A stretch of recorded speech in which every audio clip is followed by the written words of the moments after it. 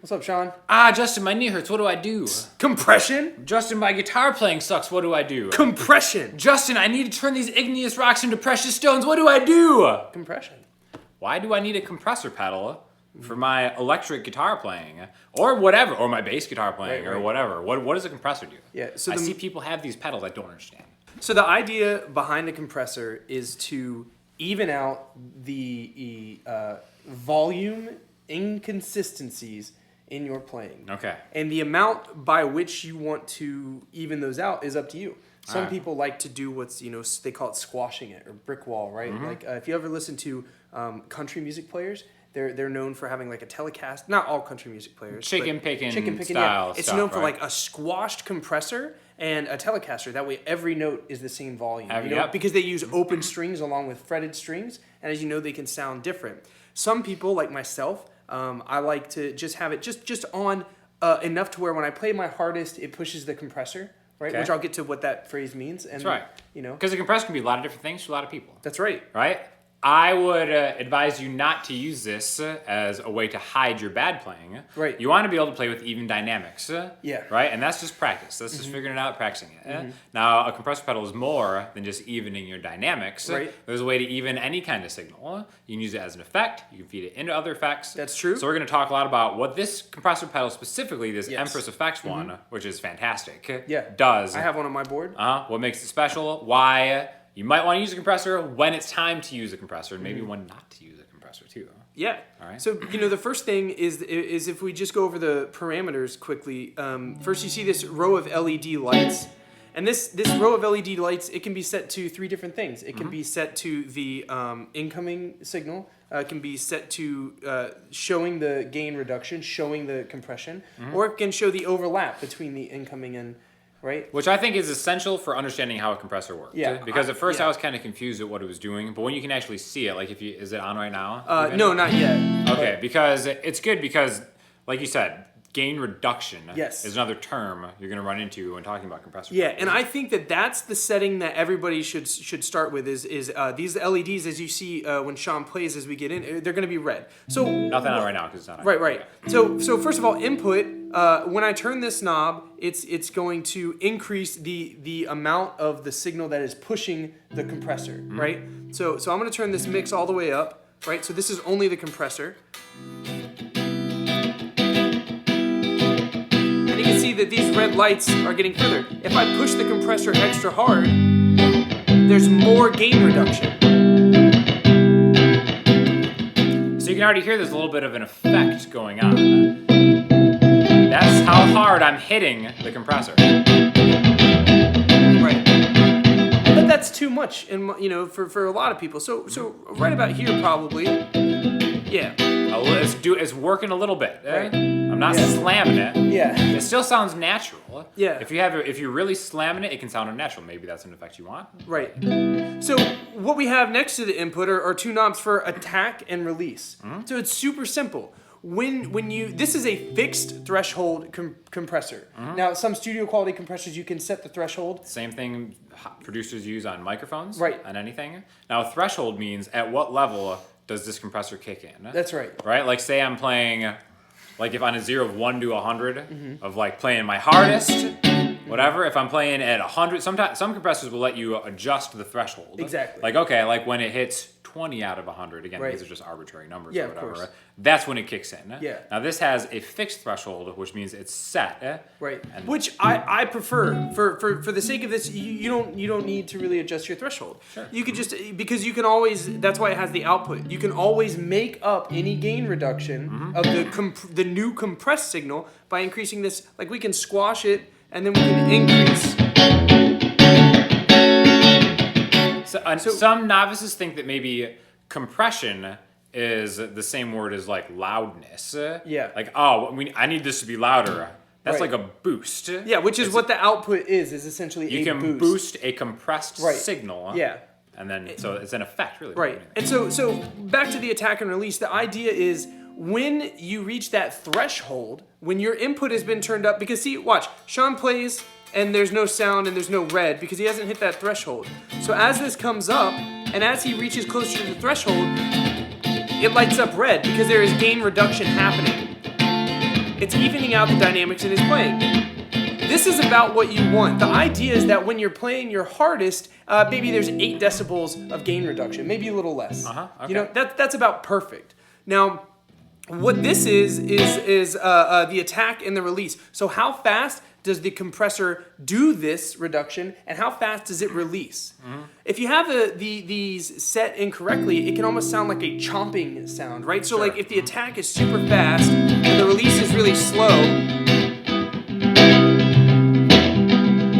it's ineffective. You know, you have to play really hard.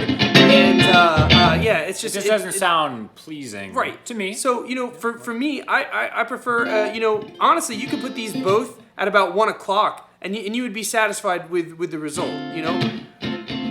To me, it's about as perfect as a compressor can get. And especially for the way I'm playing this right now, I'm doing a lot of mutes and chicks with a chord. Yeah, that could be a good time to use a compressor, because sometimes you may have experienced this. You're like playing a chord, and then you hit it, and that's way louder or something. Yep. So if you're doing like a rhythmic kind of guitar part, it'll kind of just glue it together. Yeah. And so the other knob on here, other than we have the input, we have the attack release, and then we have the output. The best knob on here is the mix.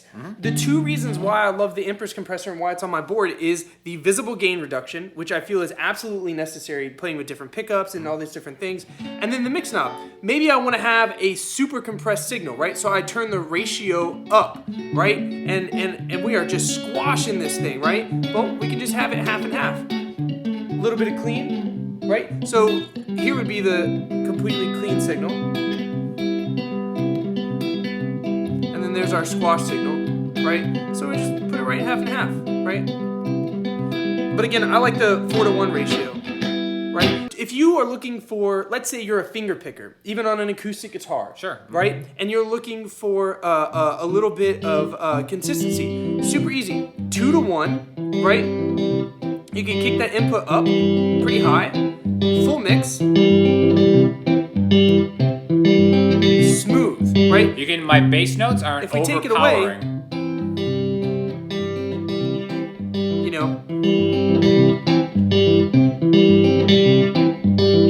you can hear the bass kind of goes with the... Exactly. So the bass and the treble are a little more balanced. Listen to what he's playing and watch the gain reduction. You can see when it's reacting more. There's the bass, right? Right. And you notice I'm hitting the A and the E string at an equal level, but when I hit that E string, it's a little deeper into the red, because that E string usually has a little more energy. That's right. You know what I mean? You kind of hear that lowness of the E, which may be something you've experienced in your own playing. The lower strings make more noise than maybe the higher strings. Yeah. And again, so this is set to a 2-to-1 ratio. So without changing any settings, Sean's just going to keep playing, and I'm going to move through finger style, or how do you want me to do the this? same thing you were just playing, and then I'm just going to...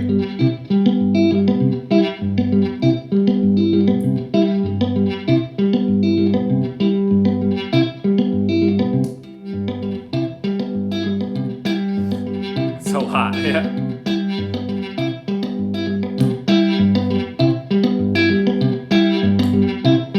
So I think we can all agree for this purpose, the 2-to-1, and maybe even not a full wet. And here's the thing, we're gonna get comments about how these aren't level matched because we're doing it in real time. Yes. Yeah. I was gonna say that. Which you can see sometimes as the gain is being reduced, it's like, well, I can't really hear it. It just sounds louder. Yeah. But that's something that you have to kind of finick with it. It's like, okay, I want to increase the gain reduction, but then boost my output so it's the same volume. Right. And that's kind of like a good way to kind of get a better idea just through experimenting with your own playing. Yeah, and the purpose to me, I'm gonna put it back to 4-to-1. We'll have a full mix, and we're actually gonna relax the attack and release. Take the input back a little bit. This is a good compression for just what he's doing now. We can even increase the input a little bit. That's about the amount of gain reduction that I like to see. So why is all this information necessary, right? When you demo a reverb pedal or something, you don't really go into all these details. Well, because you don't have to understand the algorithm for how the space is being created with a reverb pedal, right? Yeah. With this, you cannot use a preset. right? It's like if you guys have ever done any kind of recording and you pop a compressor on, using a preset for a compressor is irresponsible. There's no preset for how Sean Daniel plays, how That's Justin right. Mitchell plays. Or how the pickups, or the mic. How hot was the mic? You know, all these different things. So what you have to understand is basically it's like an algebra function box, right? This is it. This is you know, you're saying, hey, take this sound, and the compressor says, I got it. What do you want me to do? Well, I'd like you to turn it down by 4 decibels. Okay, when do you want me to do this? And this is, of course, if it were not fixed threshold. Fixed threshold, it won't ask that question. It just does it. It's like set in the right spot. Exactly. And then you say, and then it says, well, how fast do you want me to do this? And then how soon do you want me to stop? And that's the attack and release, right? So the thing is that I hear people, and I know this is extreme, but I hear people do stuff like this when they play with their guitar, and it's just like, you know, it's like, I mean, it doesn't sound good to me. You know? It sounds almost like, honestly, like, if you have like an ear for music, modern pop music is overcompressed by many people's standards. So when you hear something like this, there's no dynamic here. And so listen, the attack is, I know this is extreme, I get it, but the attack is way too fast, right? It doesn't sound natural. And the release is slow. So you also, like, this pedal is going to change. It could be a set it and forget it if you like it light. But if you're going to really use this pedal, okay, this song I do a finger picking section. I want it to, you know, to be balanced out. You're going to have to change the attack to match. Nice. See, that sounds so much better. Actually, we can leave the release a little relaxed. Yeah. See, that's nice. And then on the 4-to-1 instead of the 10-to-1. Another thing that is hard to like really explain, but like how hard you hit the signal. Right. Affects. Yeah. You know. So like if I turn the input way down. So I'll like really softly pick this. See, we're not even pushing the compressor at this point. It's almost like just bypass, whatever. Exactly, right. Maybe a little bit of, you know, boost. So what does that mean? That means we need to increase the input to push the compressor. So now it's active. Now you can hear a little bit of the color of what it's adding. Right. And this is a fairly transparent compressor, I would say. Especially on the 2-to-1. Yeah. Especially we do 2-to-1. I'm not playing any harder. I'm playing like as soft as I was doing at the beginning. And now the last thing is, if he's gonna play something like this, maybe we want, just for fun, to do parallel compression. So what we would do is we would set this to 50-50, right? So this mix means we're getting 50% of Sean's normal signal, 50% of the compressed signal, and let's squash it. So you can blend in a little bit of that brick wall. Right? And maybe even take in a little less, you know? Is it musical? It's up to you. Hey, whatever. Do you want to use it? That's up to you, you know? And especially when you start talking about how you chain it with other effects. Yes. Generally, a compressor will be early on in the chain. Right. Yeah. So if you use it before you use your drives and your modulations, you even out those dynamics, especially like a phaser. If you put this before a phaser, it helps balance out these dynamics. And phaser is you know, time based, sure, but it's technically a filter effect. So it's responsive to you know what I'm trying to say. Yeah. It's responsive to the How it picks it up. Yeah. So you know, if you have a compressor first, that's nice. Sometimes if you put a compressor after a drive pedal, it takes away like especially fuzz pedals. Like they you know, some people may like that sound, but you know, it takes away what the character of the fuzz to me. I think also in front of a delay is really cool too. Oh yeah. Maybe something you've heard in front of a delay, like maybe you like you're hitting some. And like one of them's a little too loud. Oh, yes. You know what I mean? And then that's going to feedback. Yeah, you make a mistake where you play part of it too loud. It feeds into like an effects pedal, and then that part is amplified even more. That's right, yeah. A compressor can kind of like cut that off. So it's like you're not going above this. Right. So it's like feeding a cleaner signal into like another pedal. Right. You know? So, you know, my setting for all of you people who are now going to buy an Empress compressor, because I know you are, is going to be input is up to you. We'll get there. We'll put the mix right here at 3 o'clock, attack and release, both at about 1 o'clock, 4-to-1 ratio. Now here's the thing. I can't tell you where to put the output gain makeup, and I can't tell you where to put the input. But you're going to move the input until the compressor's being hit, and you're going to move the output until you have a satisfied, you know, gain reduction. You know? So if you have to really push it. Now Sean, what kind of pickups do you have? these are single coil strap pickups. Right. Now look at how hard we have to push the compressor here. Finger picking with single coils. When I play my Ibanez 8-string, which has active pickups with a pick, this is all I have to do to push the compressor. And you can see that that doesn't do anything for Sean's. So really, it takes experimentation. It doesn't matter if you have the Exotic SP, if you have the Keeley compressor. What are some other popular ones? Build your own clone. The Boss compressor, CS? CS2 or something like that. The point is that it doesn't matter what one you have.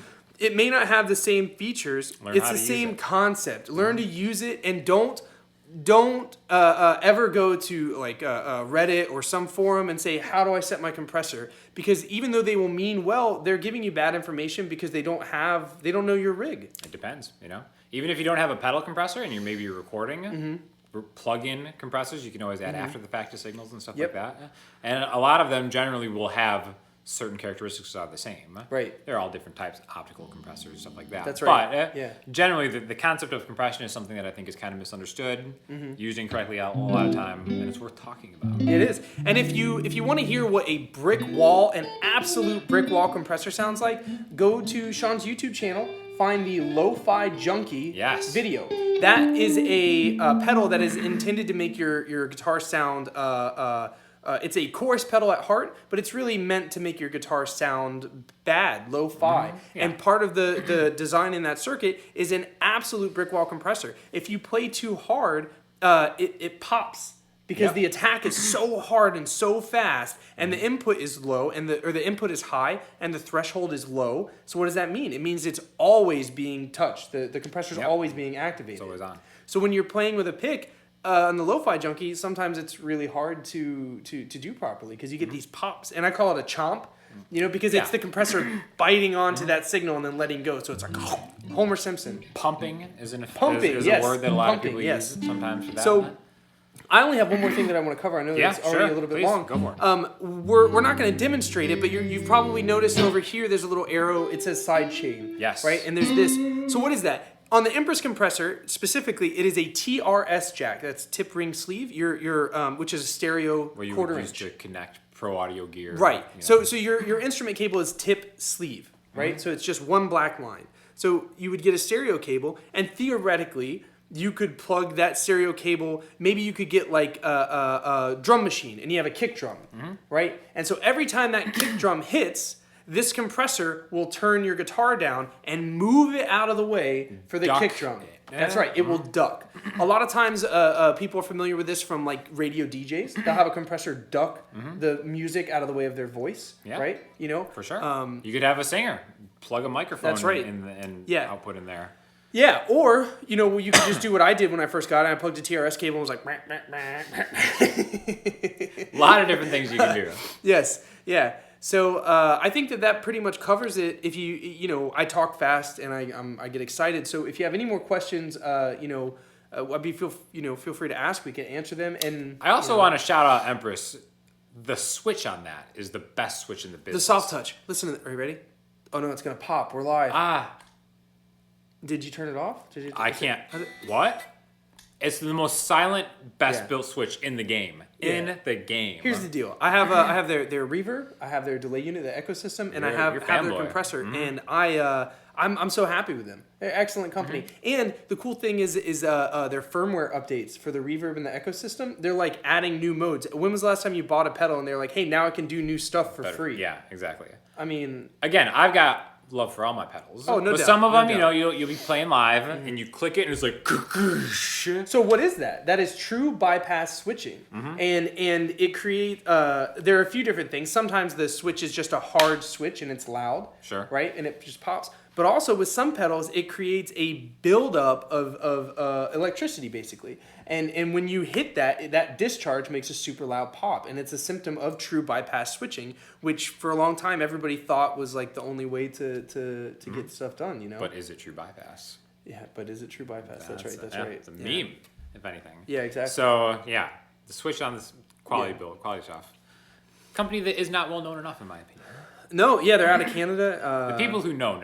Yeah, It's one of and those you know things. the other thing too is I value their customer service because like I use MIDI and their delay and reverb are MIDI capable, and I sent them a message. I said, hey, it's not working, and like the next day, it might have even been that afternoon, they were like, hey, we have what equipment you're talking about in the shop. We can get them talking. What are you not doing? And they're like, here's the steps we went through. It's like 3 or 4 emails, and they fixed it. I mean, like that's good. Anyways, that's enough. That's right.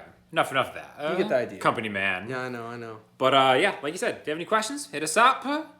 Definitely something worth checking out. Yeah, absolutely. So any compression questions, hit us up in the comment section, Instagram, Twitter, the website. We'll talk to you all soon.